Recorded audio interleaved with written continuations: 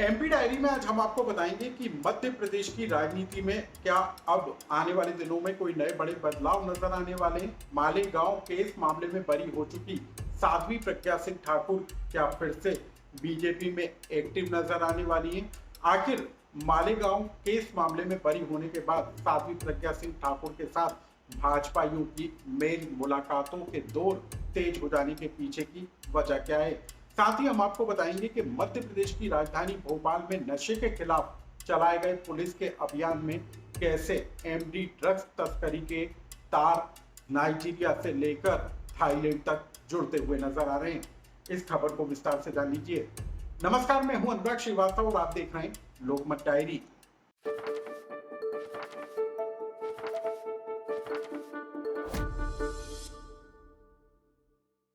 महाराष्ट्र के मालेगांव केस मामले में बरी हो चुकी भोपाल से बीजेपी की पूर्व सांसद साध्वी प्रज्ञा सिंह ठाकुर का इन दिनों भाजपाइयों से मेल मुलाकातों का दौर तेज हो गया है। साध्वी प्रज्ञा सिंह ठाकुर के एनआईए कोर्ट से बरी हो जाने के बाद बीजेपी लगातार कांग्रेस नेताओं पर हमलावर नजर आ रही है और अब बीजेपी के नेताओं ने साध्वी प्रज्ञा सिंह ठाकुर के साथ मेल मुलाकातों का दौर भी तेज कर दिया है।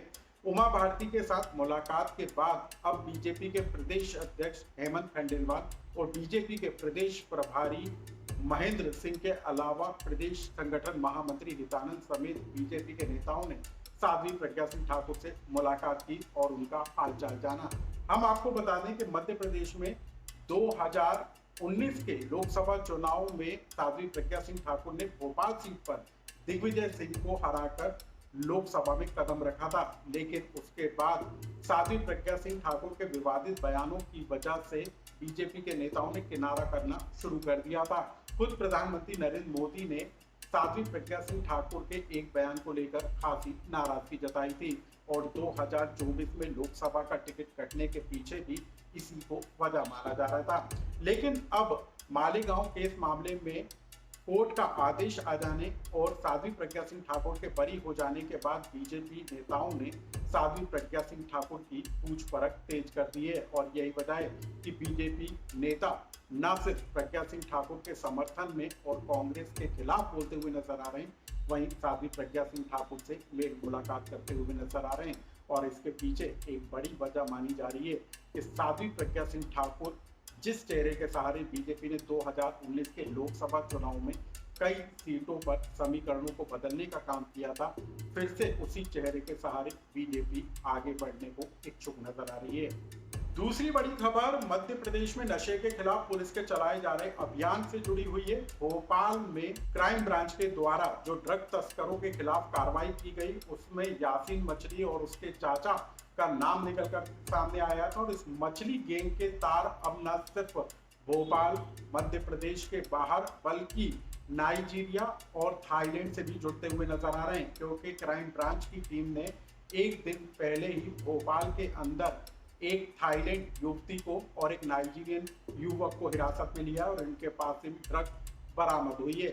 पुलिस को पड़ताल में पता चला है कि इसका कनेक्शन यासीन मछली गैंग के साथ है। यासीन मछली और उसके चाचा शाहवर मछली ड्रग तस्करी के मामले को लेकर फिलहाल जेल में बंद है, लेकिन उस मामले को लेकर पड़ताल कर रही पुलिस को लगातार नए इनपुट मिल रहे हैं और इस पूरे मामले में अब तक 12 लोगों की अलग अलग जगह से गिरफ्तारी हो चुकी है।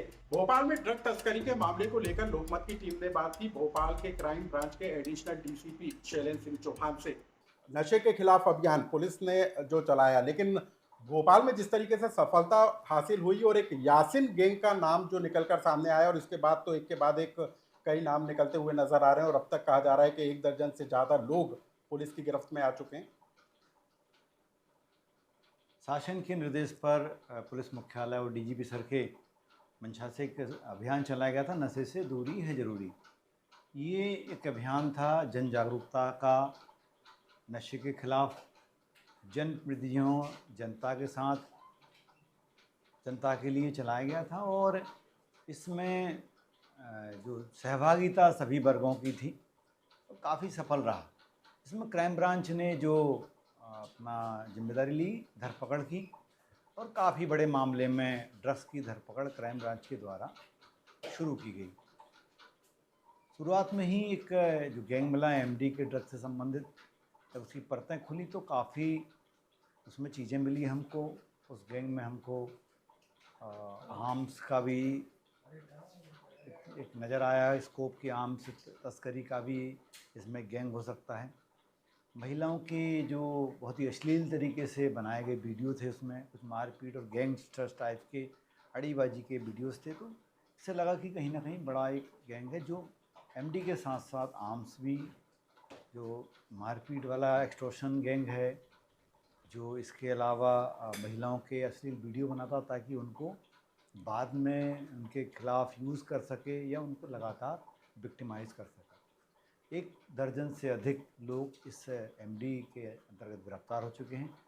पैरेलल 5 लोग भी इसमें आर्म्स एक्ट के अंतर्गत हम लोग गिरफ्तार किए। इसमें आर्म्स में पिस्टलें जो अवैध रूप से हैं वो हमने बरामद की हैं। इसके अलावा इसमें प्रशासन के द्वारा अवैध ज़मीनों पर कब्जे के मामलों को पड़ताल करके अवैध अतिक्रमण को तोड़ा भी गया है, उसको खाली भी कराया गया है। फिर इस संबंध में कुछ आर्म्स लाइसेंस जो थे उस संबंध में क्राइम ब्रांच के द्वारा दंडाधिकारी को पत्र लिख करके अपराधियों के लाइसेंस निरस्त करने के लिए लेख किया गया है और लगातार सब तरफ से कार्रवाइयाँ कर रहे हैं।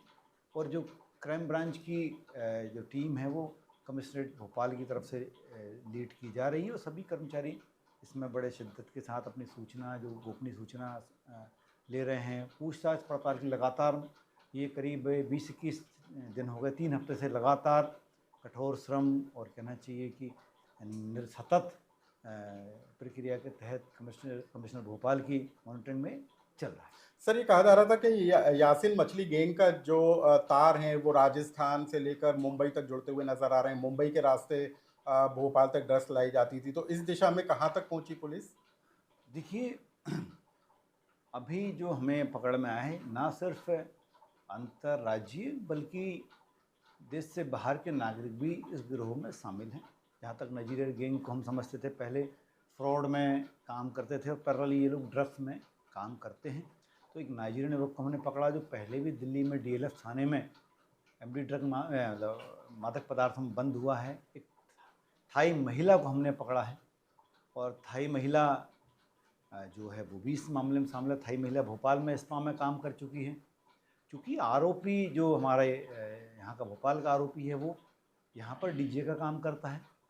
डीजे जो कि क्लब, जो नाइट क्लब है, लेट नाइट क्लब है, पब्स में डीजे काम करता है और एक तरह से उसका युवाओं युवतियों से संपर्क में रहता है और उनको जो एक वहाँ पे ड्रग्स को सर्कुलेशन के लिए एक कहना चाहिए उनके कस्टमर ढूंढने का और बाद में सर्कुलेशन का काम लोग करते हैं। तो हमने इस नेक्सस को तोड़ा है और आगे भी लगातार सर, ये जो यासिन मछली गैंग को आपने पकड़ा और ये भी बात निकल कर आ रही थी कि जो ड्रग्स सप्लाई के लिए कुछ युवतियों को टारगेट किया जाता था, पहले उनको ड्रग्स का आदी बनाया जाता था और उसके बाद उनके जरिए सप्लाई कराई जाती थी, कुछ इस बात का? बिल्कुल, ये बात सामने आई है हमारे पास और कई पीड़ित लोग इस संबंध में खुल के सामने आए हैं। उन्होंने थानों में रिपोर्ट भी कराई हैं, चाहे वो ड्रग्स के संबंध में हो, चाहे वो 376 के संबंध में हो, मारपीट के संबंध में हो।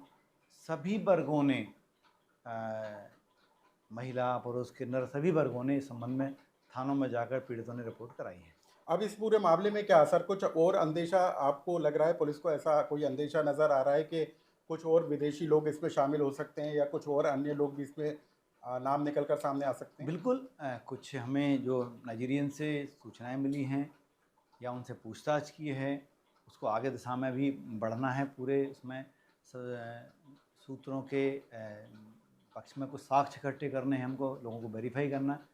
जो थाईलैंड की महिला है उसको भी आगे जो कुछ पूछताछ में पड़ताल में आया उनको भी जो जानकारी, उनका सत्यापन आगे ज़रूरी है और उसके बाद हम लोग अभी हाल फिलहाल तो प्रारंभिक तौर पे जुड़ाव के सबूत मिले हैं, पर पूर्ण रूप से तभी जब साक्ष्य हम एकत्रित कर लेंगे या व्यक्ति को हम पकड़ लेंगे तब पूर्ण रूप से इस बात का खुलासा हम कर सकते हैं। सर, इस मामले में कुछ लोग फरार भी बताए जा रहे हैं? बिल्कुल, इसमें लगातार जुड़े लोग हैं, चाहे सोशल मीडिया पे हो, चाहे उनके कम्युनिकेशन में जुड़े हों, चाहे हमें सूचनाएं मिल रही हों, चाहे पूछताछ में चीज़ें सामने आ रही हों, चाहे मोबाइल से जो एविडेंस मिलो, सब एविडेंस को लेकर हम लोग इसका विस्तृत विश्लेषण कर पूछताछ कर रहे हैं। उसमें लगातार लोगों की पूछताछ पड़ताल जारी होती है। कई बार दोबारा, कई बार और बार बार बुलाया जा रहा है, क्योंकि नए तथ्य सामने आते हैं, नए तथ्य का वेरिफिकेशन होता है। बिल्कुल 1 दर्जन से अधिक लोग हमारे और पूछताछ के दायरे में हैं, शंका के दायरे में हैं, और ऐसा हुआ है कि 2-3 बार पूछताछ के बाद व्यक्ति के खिलाफ सबूत मिले, उससे आर्म्स बरामद हुआ, उसको गिरफ्तार किया गया। तो ऐसे आगे 1 दर्जन से लोग जो संदेह में हैं, उनसे पूछताछ लगातार हम लोग जारी रखेंगे, बार-बार जारी रखेंगे, और अगर कुछ मिलता है, उसमें कई सूचनाएं मिलती हैं, तो उसमें कार्रवाई आगे होगी। सर एक और आखिरी सवाल, ये ड्रग्स के मामले को लेकर आपको क्या लगता है कि भोपाल में किस जगह को टारगेट किया जाता था, किन कॉलेजों को टारगेट किया जाता था? कोई पर्टिकुलर कोई जगह थे जिनको यासीन के जो जितने गैंग के मेंबर थे उसको टारगेट करने का काम करते थे? कुछ ऐसे आइडेंटिफाई किए हों आप लोगों ने? देखिए, मुझे लगता है कि इसमें सिर्फ पुलिस की सूचनाओं पर निर्भर ना रहकर माँ बाप को, स्कूल को, परिवारों को, जो मोहल्ला सोसाइटी है, उनको सुमोटो यानी स्वप्रेरणा से कुछ ये चीज़ें पता लगानी पड़ेंगी। क्या हमारे बच्चे कितने वल्नरेबल हैं, उनको ड्रग्स का कितना खतरा है, उनको मेल-जोल किससे, उसका व्यवहार कैसा है, और शिक्षा के साथ साथ उसके स्वास्थ्य के साथ साथ ड्रग्स की आदतों पर नियंत्रण जरूरी है। और मेरा मानना है कि हर बच्चा, हर बच्ची, हर मोहल्ला ड्रग्स के लिहाज से, उस उम्र के लिहाज से वल्नरेबल है, वो खतरे की जद में है। और हमको ये मान के हर एक व्यक्ति को, हर एक समाज के हर एक नागरिक को इसमें काम करना चाहिए। तो भोपाल पुलिस ने एक बड़ा अभियान छेड़ा, नशे के खिलाफ ये अभियान चलाया गया और इसके तहत भोपाल में जिस तरीके से ड्रग सप्लाई की चेन पकड़ी गई उसको तोड़ने का काम भोपाल पुलिस की तरफ से किया गया। और अभी भी कई लोग इस मामले को लेकर फरार हैं और कई लोग संदिग्ध भी हैं जिनकी पड़ताल करने में भोपाल पुलिस लगी हुई है। लोकमत के लिए भोपाल से अनुराग श्रीवास्तव।